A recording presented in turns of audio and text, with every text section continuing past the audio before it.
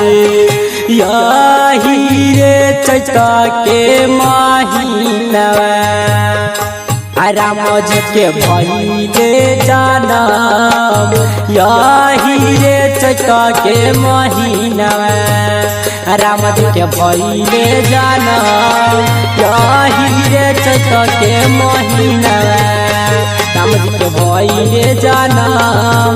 यही रे चैत के महीनवा राम जी के भइले जनम। यही रे चैत के महीनवा भइले जनम राम जी के भइले जनम। हाँ भइले जनम राम जी के भइले जनम।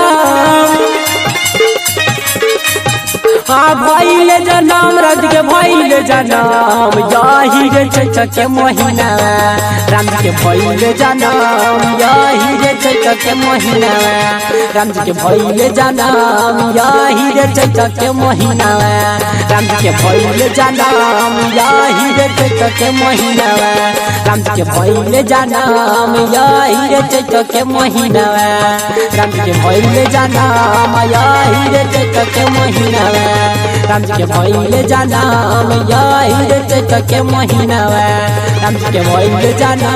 यही रे चैत के महीना राम जी के भइले जनम। यही रे चैत के महीना।